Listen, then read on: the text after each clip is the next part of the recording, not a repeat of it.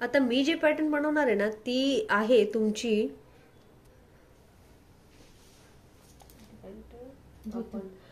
कृष्ण धोती. कृष्ण धोती मध्ये आपल्याला सर्वप्रथम सीट फिटिंग आणि उंची हे 2 मापांची आवश्यकता आहे. जसं की माझी सीट फिटिंग फॉर एक्झाम्पल आहे 20, तर 20चा चौथा भाग मी इथे डबल पेपरवर घेणार आहे. मी इथे समजा तुम्ही असं समजा की मी एक साडीचा पूर्ण भाग घेतलेला आहे आणि त्याला निम्मी फोल्ड केलेली आहे. मग निम्मी फोल्ड केल्यानंतर पुन्हा एकदा निम्मा फोल्ड करायचा आहे, परंतु किती करायचा माहिती का? सीट फिटिंगचा चौथा घ्यायचा आहे तुम्हाला, कमर फिटिंगचा नाही. सीट फिटिंगचा चौथा घ्यायचा आहे आणि सीट फिटिंगचा चौथा जो होता तो 20चा चौथा जो आहे तो 5 आला आणि अधिक एखादा घेऊ शकता. मग 5 अधिक 1 जे माप आलेलं आहे ते इथे 6. मग ते कोणत्या पेपरवर आहे तर डबल पेपरवर 6 आलेलं आहे आणि 6 आपण इथे बघणार. इथे 6 आहे. याला आता आपण अशा पद्धतीने इथे फोल्ड करणार आणि आपण शिकत आहोत कृष्ण धोतीची पूर्ण कटिंग.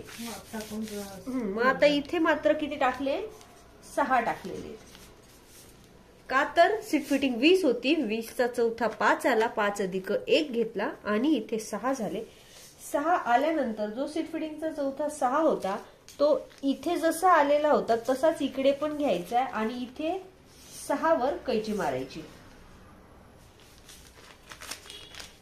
पण कैची मारताना मग हे 2 बाजूला होतील आणि इथे कैची लागेल या पद्धतीने. ओके, आता तुम्हाला इतकं समजलेलं असेल. आता इथे कैची मारण्यासाठी आपण ही रेष ओढून घेतली, फक्त रेष ओढली, काहीच केलेलं नाहीये. आणि पुढच्या उर्वरित भागाला काय करायचंय तर असा टेप ठेवायचा, असा ठेवायचा आणि तुमच्याकडे काही असेल तर याच्यात तर अडकत नाही, पेन दे तुझा तोपर्यंत. हा पेनचा वापर करून आपण मी दाखवतो तुम्हाला की इझिली कसं बनवताय. आणि इथे एक एअरलाईनचा आकार आखून घ्यायचा आहे जो की आपण असा केलेला आहे. मी तुम्हाला डार्क करून दाखवते की कसा करायचा. आणि ही झाली तुमची कृष्ण धोतीसाठी लागणारी कटिंग. कशा पद्धतीने केली आपण तर हा पूर्ण साडीचा कपडा साधारण 4 मीटर, नाही सॉरी 5 मीटर, 4 मीटर. ऍक्च्युली पदर बाजूला काढून ठेवलाय, पदर घेणार नाही आपण त्याच्यात. तर ही 4 मीटरला निम्म केलं आणि 2 मीटर इथे मग 4 मीटरचे हे 2-2 मीटरचे तुकडे दिसत आहेत तुम्हाला. आणि त्या 2 मीटर मध्ये एका बाजूला 4 कापड करून 1, 2, 3 आणि 4 पदर एका ठिकाणी घेऊन एक बाजू बंद करून आपण इथे सीटचा चौथा अधिक 1 टाकला. इकडे पण तेच माप टाकलं आणि आता याला मी ओपन करणार आहे. ओपन केल्यानंतर ही साधारण आता अशी दिसते. आणि मग इथला गोल भाग कापून घ्या.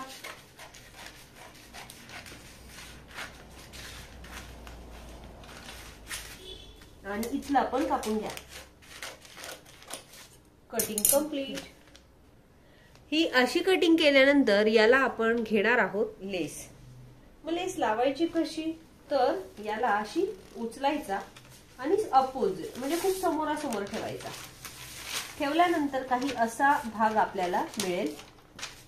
याच्या एका बाजूला पूर्ण लेस, याच्या एका बाजूला पूर्ण लेस असं लावायचंय.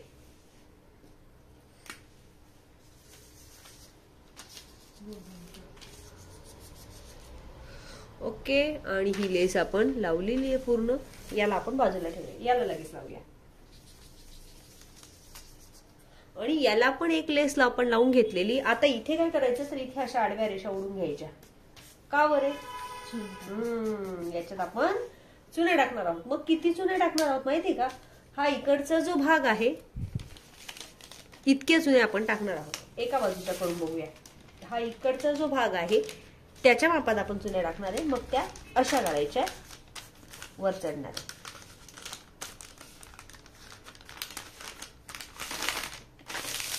ओके, आणि इथे चुने मारून इथे टीप मारायची आहे. इकडे पण चुने मारून इकडे टीप मारायची आहे. आणि आता आपण बघूया कापडावर, कारण हा फाटणार आहे, याच्यावरती जमणार नाही कापड.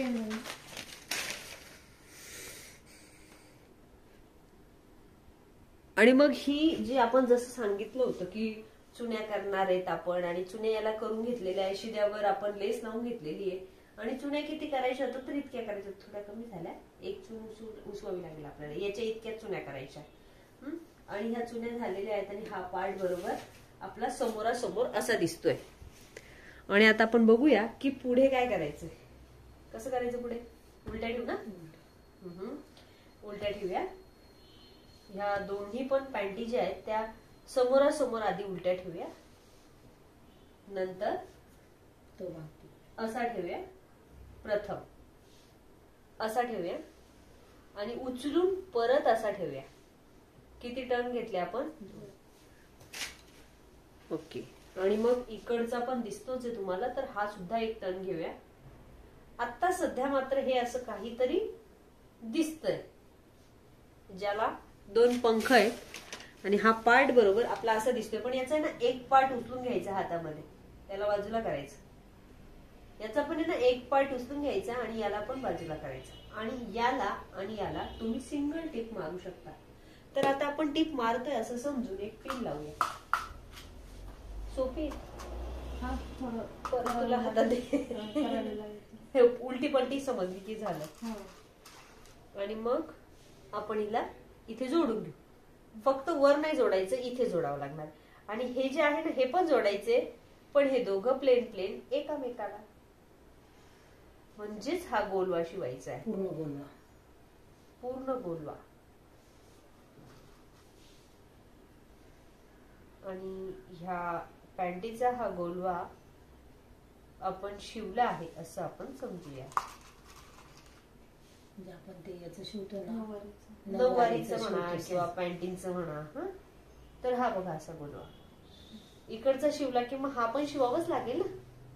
याला सुद्धा अशा पद्धतीने टिप मारून घ्यायची. म्हणजे ही इथे पॅन्ट आहे, ही तुमची पॅन्ट आहे. आणि मग याचा हा गोलवा असा शिवायचा आहे मध्ये.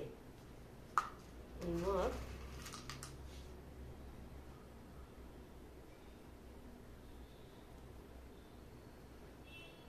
आणि हा गोलवा शिवून झालेला आहे. आता हे पंख तुमचे ऑलरेडी लटकलेलेच आहेत. आता सुद्धा पंख काय झाले? लटकलेले. त्याला आपण उलटी करूया. आणि तुम्हाला पाहिजे तसे ते पंख आता फिरवू शकता. टिपा कुठेच नाही, खूप कमी टिपांमध्ये तयार होणारी आपली कृष्ण धोती. तिला अशी डायरेक्टली याच्यावर चढवू शकता, हिला अशी याच्यावर चढवू शकता आणि ही तुमची कृष्ण धोती रेडी. असं जॉईंट करून घ्यायचं. हा शिवायचं जेवढा तो घेर आहे तेवढी. आता मात्र कुठे शिवायचंय तर असं ठेवल्यानंतर वरच्या दिशेने. ही योगाला पण चालते पॅन्ट, कारण इथून पूर्ण मोकळी असते आणि कुठेच तिला समजत नाही की आपण कोणत्या दिशेला तिला पाकवतो. 1, 2 आणि हा 3 इंच पर्यंत 3 पार्ट आपण याला जोडले आणि ही पॅन्ट बरोबर आपली आता अशी दिसते.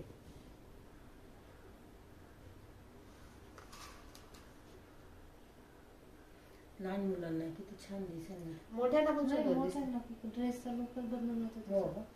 जेंट्स पण घालू शकतील ना मॅडम? जेंट्स पण घालतील.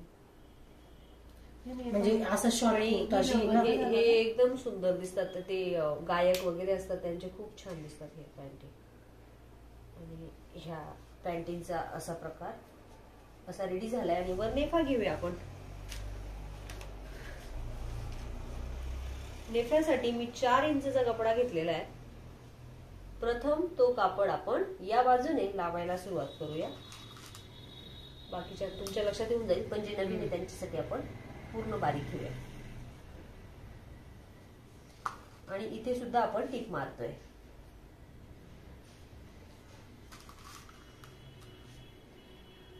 इथे टिप मारून झाल्यानंतर याला मध्ये फोल्ड करायचा आहे. फोल्ड करून असं मी उलटा ठेवते. याचा मधला पार्ट बाजूला करायचा, याच्या मध्ये हा पार्ट ठेवायचा, म्हणजे फिनिशिंग.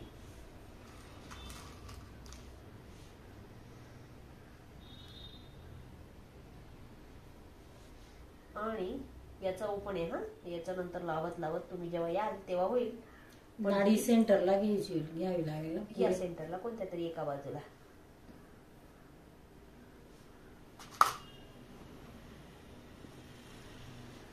आणि तुमची कृष्ण धोती बरोबर रेडी. छान दिसते. आणि या पॅटर्न साठी महत्वाचं पॅटर्न जे आहे सुचिता ताईंच्या लक्षात आले की आपण उंची ही सांगितलेलीच नाहीये, तर मग उंची कशी घ्यायची आहे? तर उंची या कापडाची अशी घ्यायची. समजा मी साडीचं माप घेतलं होतं ना, तर माझ्या साडीचं माप होतं 40 इंच. ती सर्व मोठ्यांसाठीची पॅन्ट होती आणि म्हणून ती आपण पूर्ण साडी असं घेतलं होतं. जर लहानांसाठी घ्याल तर त्या साडीला निम्म फोल्ड म्हणजे 20 इंच इतकी घ्यायची, म्हणजे 20 इंचची पॅन्ट होईल जर 5 वर्षासाठी.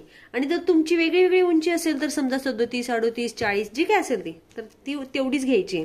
त्याच्यात एक्स्ट्रा वगैरे काही करायचं नाही. उंचीमध्ये आपण नेफा एक्स्ट्रा घेतोय. म्हणजे जेवढी जितकी उंची असेल तितकंच कमरेपासून पायापर्यंत तेवढी 40 असेल तर 40, 30 असेल तर 30, 38 असेल तर 38 आणि 20 असेल तर 20. 20 घेताना फक्त साडी आपण अशी फोल्ड करतोय ना उंचीच्या, म्हणजे उंची जर 40 असेल तर आपण अशी फोल्ड करतोय आणि 20 असेल तर अशी फोल्ड करतो निम्मी. साडीमध्ये बनवणार आहे का, म्हणजे किंवा कापडाच्या त्या पण्यानुसार मी तुम्हाला दाखवलं. तर ही उंची आपण इथून इतकी असं मोजणार आहे, अशी मोजणार नाहीये. उंची अशी 4 मीटर कपडा घ्यायचा. 4 मीटर नाही, 4 मीटर मोठ्यांसाठी सांगितलं मी. पण जी काही उंची आहे ना तुमची, तर उंची असते तुमची 20, तर एका पायाला तुम्हाला 20, सॉरी उंची असते तुमची 40 दुप्पट 80 एका पायाला लागेल आणि 80 एका पायाला लागेल. कपडा घेताना म्हणजे तुमची नाही ना, 4 पट घ्यावं लागेल. एका पायाला सांगतोय ना आपण. मग कपडा घेताना आपल्याला त्याच्या 4 पट घ्यावं लागेल. उंचीच्या 4 पट. 20 इंच उंची तर त्याच्या 4 पट म्हणजे 2 मीटर. 2 मीटर मध्ये बनेल. आणि पूर्ण हाईटच्या मुलींसाठी म्हणजे आपल्यासाठी आपली 40 इंच हाईट आहे. आपली 40 नाही ऍक्च्युली 37, 38 आहे, तरी पण 40च धरायची. 40च्या 4 पट म्हणजेच 4 मीटर. हा, आणि उंची झालेली आपली ही समजलेली तुम्हाला. आणि जर तुम्हाला चेक पण करायचं असलं तुम्ही इथून अशी उंची चेक करू शकता. उंची कंपल्सरी तुमची अशी येईल. आणि ही आपली कृष्ण धोती रेडी झालेली आहे.